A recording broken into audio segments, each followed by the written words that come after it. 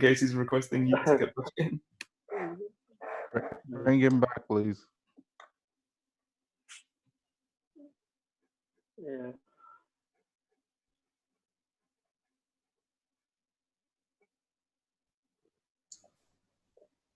Nikhil Butalavat take over his spot.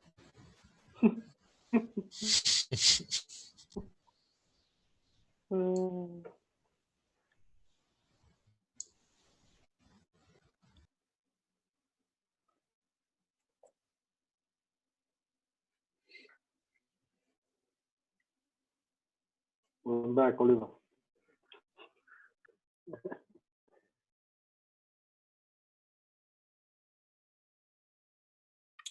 Hi everyone, I'm back. My computer just turned off. That has never ever happened before. Okay, here's a little bit of a what do you call it? Emergency action if this happens again. What we're going to be doing today is I'm going to be asking you to be applying the tests that you've written to the designs that you have for your butterfly observation platform.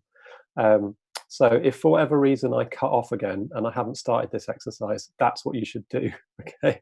So think of 2 or 3 tests that you can all apply and start applying them. I'm interested, and the key message, I'm going to give you the key message now, we'll explore it in more detail if I do stay on the call, hopefully I will, is that it's about not just, it's about quickly defining the test, having a good guess at what the test is, but then actually doing the test. You know, your aim is to quickly assess the viability. So can you do a quick span to depth ratio test or a quick rule of thumb around foundation design or material stress or stiffness or whatever it is, just to quickly assess whether your idea is any good or not. So that is what I'm going to be asking you to do. That's the short version, but I'm now going to sort of slow down a little bit. So thank you everybody for all those contributions about how you've got on with the content up till now. Now what I'm going to do is I'm just going to bring up the slides again. Just need to restart my slideshow. It's very odd. The computer does it about twice a week at the moment now, and I think this is only going to get worse as an issue. I definitely need to look at this. So here we go. Apologies, let's just put the slides back up. So what we've been looking at is this concept of linking the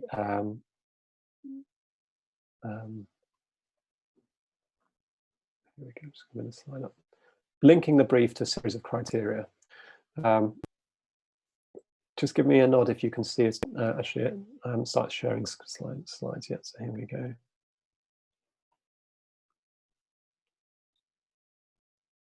Slides on. Can you see a slide on your screen? If you give me a thumbs up. Yeah, great. Okay, thanks. Okay, so the key thing here is to be able to, in conceptual design, is here to be able to apply the sketches, apply the tests quickly.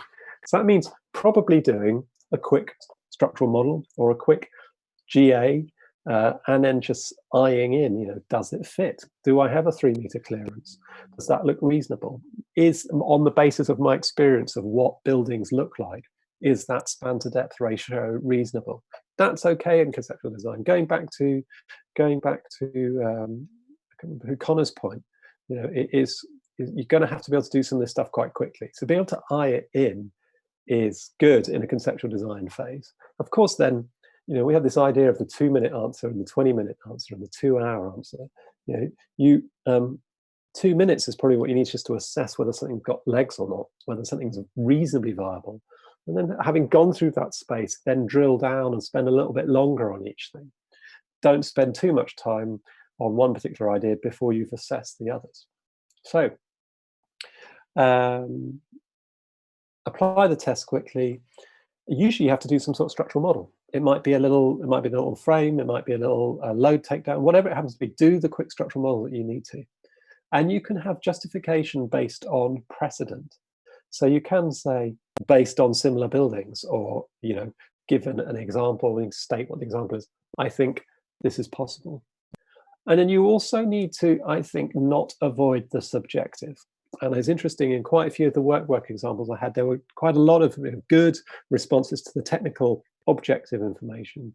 But actually, you do need to, I think, be able to address the subjective. And in fact, I think that engineers need to have a way to respond to those. It's often the domain of the architect or other designers, but actually I think that we need to be able to work in that space. Some of the feedback I gave people, I think it was one person, I think it might have been Adam actually, who gave this really good point of an example where a design was changed because some later design information came in. Now, that is a normal part of the design process. We don't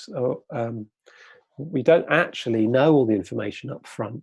And once the input from the other designers comes in, that designer's paradox might kick off. The clients don't know what they want till they know what they can have. So it might be new information that, say, comes in from M&E designer that is later on, which might adjust the process. So how can we cope with that? One of the things that we can do is make allowances for it, create some space. But that sometimes leads to quite inefficient building design where everyone's leaving lots of extra material so that other people can take it out. Another approach might be to get early engagement of those people. That's fine, but doesn't necessarily help you in a quick conceptual design. What you need, I think, in conceptual design is actually to have a rough idea of how those other systems work. A rough idea of what might be the M&E requirements, what might be the landscaping requirements, the access requirements, the fire requirements. Later on, other experts will come in and give you that precise information. But it's probably a good idea, as part of that professional palette that we talked about earlier on, to have a sense of what might be the ways that other people's inputs to this process are going to influence things. Okay, so what I'm going to do now is I'm going to move us back into, well, I'm going to ask you in a moment to go into your breakout rooms. And what I'd like you to do is to, in fact, what we'll do first of all is actually recreate a list of tests and associated models for your for the brief, for the butterfly platform. So I'm actually going to take us out of this slideshow. I'm just going to brief you directly. Okay, so we're going to put you back into your working groups. I'd like you to pull up the brief for the butterfly platform, and I'd like you to create a list of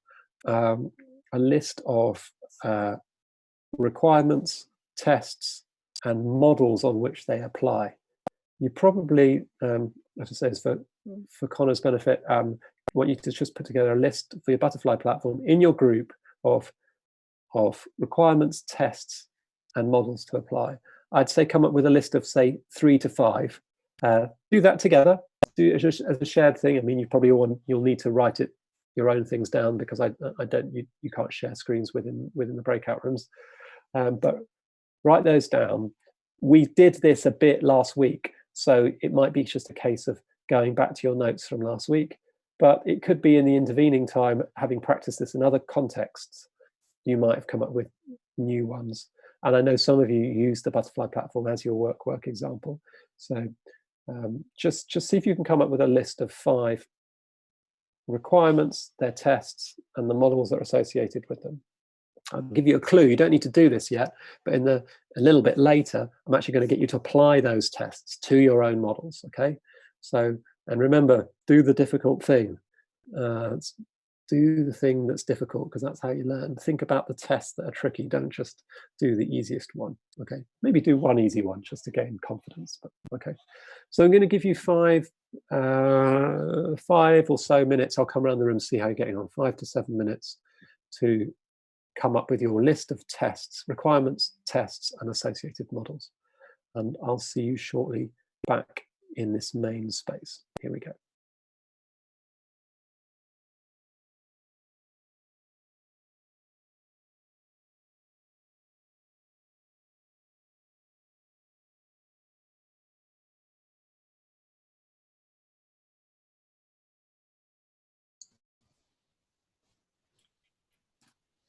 Okay.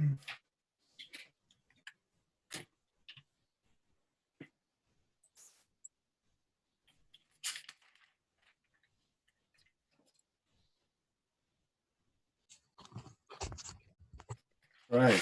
Hi, Tony. Yep. So, or do you want to start? Yeah, so I done this for the butterfly platform as well. So in theory, I should be able to have a look at it. I done last week.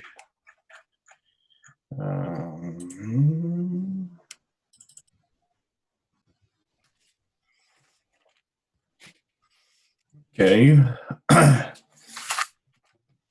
So I got like 9, 12, 15, approximately 15 criteria. You had And 15. Yeah.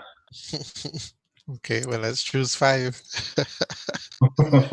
It's fine, but I spent like an hour at least on this. So Okay.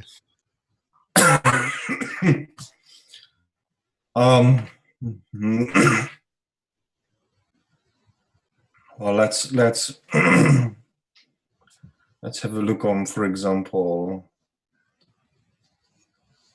one of these, like no excavation within the footprint of the platform. So I think, well, the model is a 2D sketch of the plan, and do this sketch of the section through the center of the platform, well, assuming it's a circular platform. So well, I think What I'm was the trying to test? understand. Well, what's the test? Actually, the test is, well, we got this model, the sketch, the section, and you extend the outline of the platform down to the ground level, and you don't have any structures, bases, foundations, pads within this extent, just outside. So when you get a design option, which is probably, say, an A-shaped frame or a cranked frame, in other words, the bases of your frame are outside of this extent. A simple example. Or you could have a truss structure supporting this platform somehow as well. But yeah, this is a pretty straightforward sort of check. So when you got the 2D section, you extend the outlines of the platforms down to the base and to the base level, the ground level, and there's nothing should be inside that requires excavation. Yeah. The second one, let's say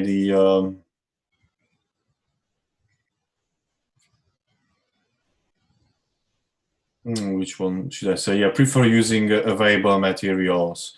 So it's not in the brief, but we had this discussion with Oliver afterwards. Yeah, And we products, yeah, we got a local supply of Scots pine and a local sawmill as well. So while the model, well, I haven't done too many timber structures, to be fair, but all of them had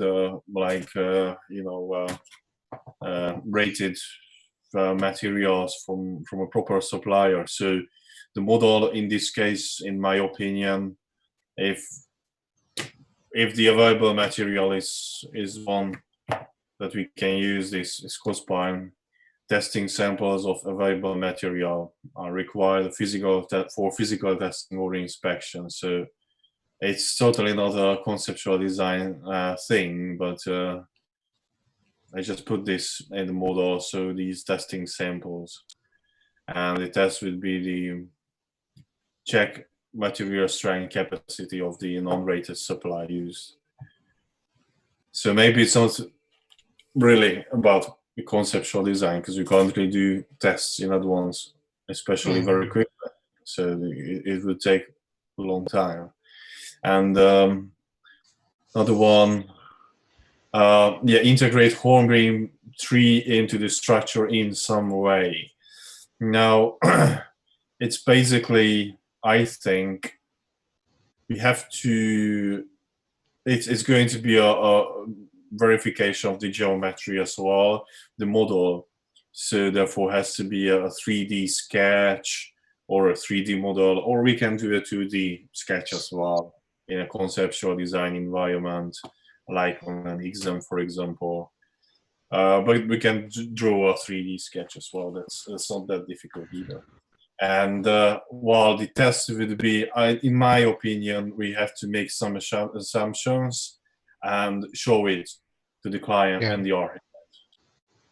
Okay, and the same applicable for the other criteria called creative design preferred. So that's gonna be pretty much the same model and the same test. Yeah.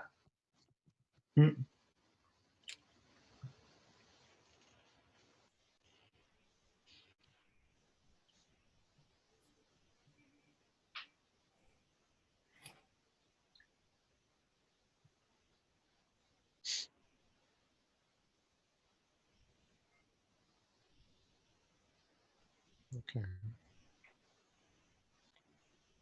About the optimum height, that as a criteria.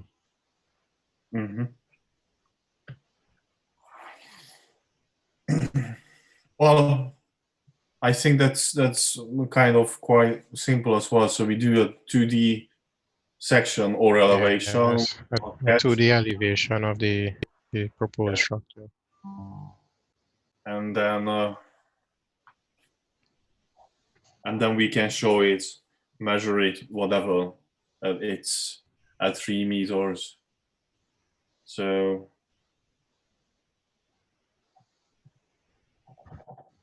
I think another pen.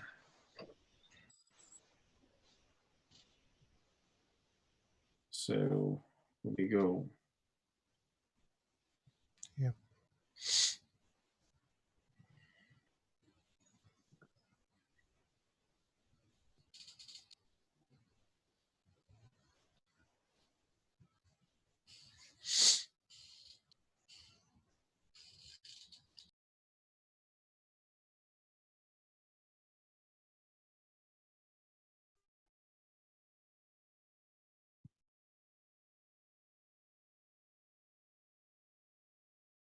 Welcome back, Chang.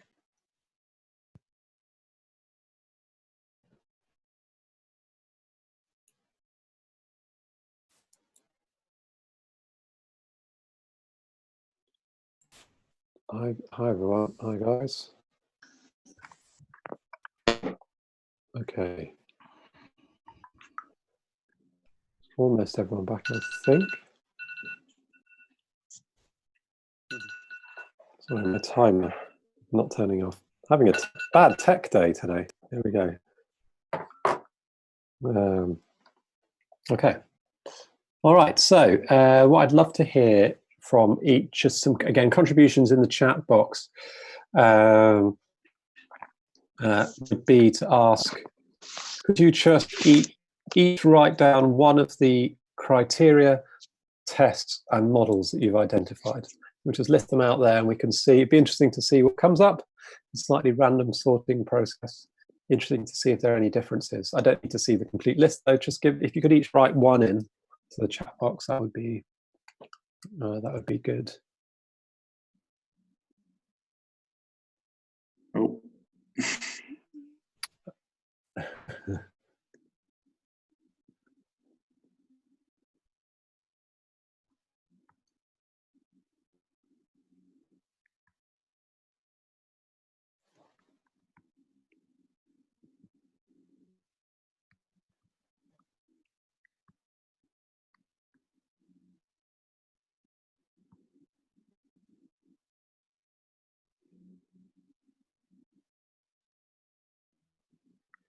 Great. Platform will support 10 people. Is it sufficiently strong enough to support the weight associated with 10 people? And I'd also ask, yeah, so a numerical analysis or 3D modeling, great. Sorry, I didn't realize the turn would send them one at a time. That's fine. I don't know if there's a way to do a soft return on Zoom. Yeah, certainly not on the phone. No, I imagine not. Just trying to find a model. This is an old school way of communicating. I'm going to wave something in front of a computer screen, a book. But whilst other people are suggesting their things, I'll see if I can find this diagram.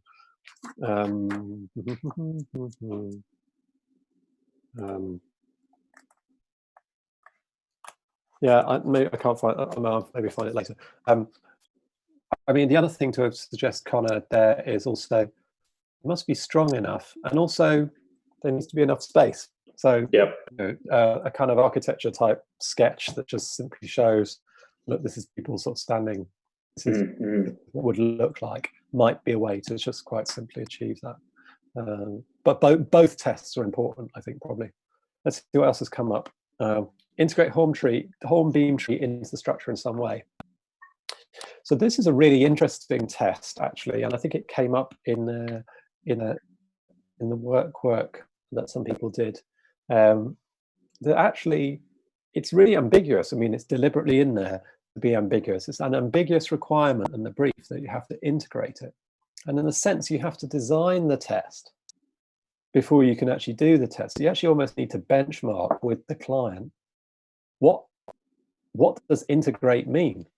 And maybe you do that by showing some different integration options, and then going, okay, I know when the client says integrate, they mean it needs to surround it but not touch it, or or they're happy for me to drive M16 coach bolts through the trunk. That's integration. Or maybe it just means it needs to kind of reflect the shape of it, and they weren't being too precise when they integrate. But all those things, in a sense, are you're kind of doing little mini designs in order to establish what the test is. Now, of course, I know you can't do that in the exam, but I'm just trying to say this more generally as a sort of design process. It's the kind of sometimes you need to do modeling in order to work out, create all sorts of models to work out what the tests might be. I think I've mentioned, I'm not sure if I've mentioned on this call or not before, but I interviewed the lead engineer for the UK's most recent aircraft carrier design. He was one of the commissioning engineers for the government in it, and he was talking about how actually when you're establishing the brief, you do a lot of testing of possible scenario models in order to establish what it is exactly that you need. And sometimes you don't know what you need until you actually start creating. Well, I don't know. We need to establish, for instance, some criteria about buoyancy, but we actually need to run some models first to work out what those buoyancy requirements might be. So we're not always clear at the start what the tests are, and sometimes we have to do some work to establish them. So this integrate the tree into the platform is a kind of mini version of that. Just picking up what Marcus said, materials must match, be similar to the buildings on site. Do they match, or are they similar? Model, obtain physical samples of materials to compare on site and create computerized mock-ups. Yeah, you could, exactly, Mark. And I would say, just as a guide, again, just that reminder of the conceptual design phase. You might not have time to do that physical mock-up. So a faster version of that might be to actually look at those and see what kind of style the stuff is in there. And when you're doing your sketch, seeing if you could draw your sketch in the style of what's there. Actually say, is this realistic? Could you actually imagine this working with timber or with these kind of organic-y style shapes that the other buildings are with the wood? So again, I'm just trying to emphasize this. It's very easy to think about the detailed answer, but the skill is to be able to think about the quick answer that will enable you to establish viability. Okay. Right, at this point, what I'm going to ask you to do is, I would like you to spend, I'm just going to ask you to spend, say, 15 minutes on your own design now. And I would like you to apply these tests, to actually develop the models that would allow you to apply these tests. So if there's a structural model, for example, for Connor's point, actually, can you do a quick calculation to see what the stiffness might be or what the strength might be to accommodate 10 people? Can you do a mock-up of the thing which enables it to demonstrate, to Mark's point, that it actually matches the materials on site? Go through the tests that you've got and actually do the tests. The point about this conceptual design is you should be able to do these quite quickly, because ideally, you'd be able to do this for 3 or 4 things quite quickly. And we're only going to do one today, but you'd be able to work through several options. So I'm going to just pop I'm just going to leave us in this main space. We're not going to do, and then afterwards you can then talk about what came up in the breakout spaces. So I make it 11:30 now. I'm going to ask you to go on till about 11:45. Stay on the call, but feel free to mute your video and mute your microphone. It's not muting video, but you know what I mean. And I'll do the same. And I'll be really interested to see how you get on. If you've got any questions, just put them in the chat box, and I'll message you back privately. Okay, here we go.